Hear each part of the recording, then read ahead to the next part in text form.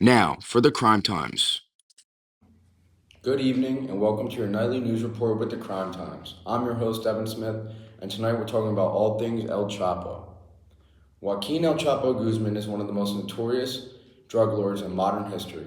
Born in 1957 in the small town of Verdeguato, Sonora, Mexico, Guzman rose from poverty to become the leader of the powerful Sonora cartel.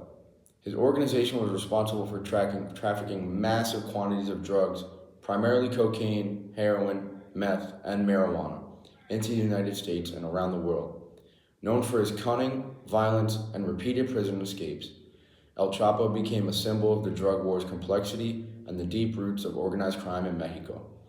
After years on the run, multiple arrests, he was finally captured in 2016 and extradited into the United States in 2017. As of today, El Chapo Guzman is currently awaiting trial in the United States and is facing a life sentence.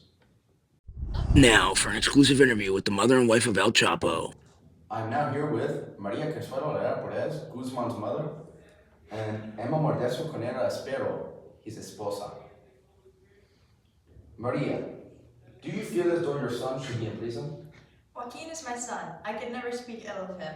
I think he may have been forced to take the wrong path of antisocial activities because of the lack of opportunities. Thank you, Emma. Do you think your husband is guilty of the charges against him? I don't know my husband as the person they are showing him as. Very well, very well. Thank you, ladies. Next up, we have an exclusive interview with Sean Penn, who interviewed El Chapo himself. Now, for an exclusive interview with Sean Penn. Bum, bum, bum. Now I'd like to welcome Sean Penn, who interviewed El Chapo himself for a special exclusive one-on-one interview. Thank you, Sean. Thank you for having Appreciate you for coming. All right, so let's get started. Sir, How were you able to set up an interview with El Chapo? I had a connection with El Chapo through Kate Castillo. Okay.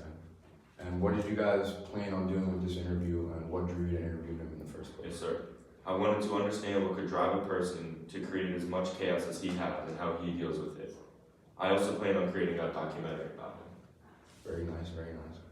And in your interview with El Chapo, you asked him if his criminal organization, if he felt that his criminal organization had any impact on Mexico as a country, and he said that he believed it had no impact at all. How does that response make you feel? I did my research, and for who I am, I looked it up, and it did have a negative impact on Mexico. The organization, very negative, and whoever says otherwise is psychotic.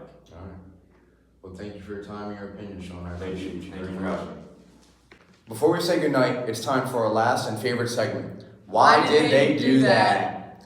I don't know about you, but I think this is a classic case of strain theory. El Chapo grew up in poverty-stricken and cartel-influenced Sinaloa. I'm not surprised he turned to crime as his career. Strain theory? No. This is a differential theory. Guzman was exposed to crime at an early age, making him likely to get involved. Nope, definitely strain theory, but okay. Well, that's all for now. See you next time on The Crime Times. Good thing no one cares about your opinion.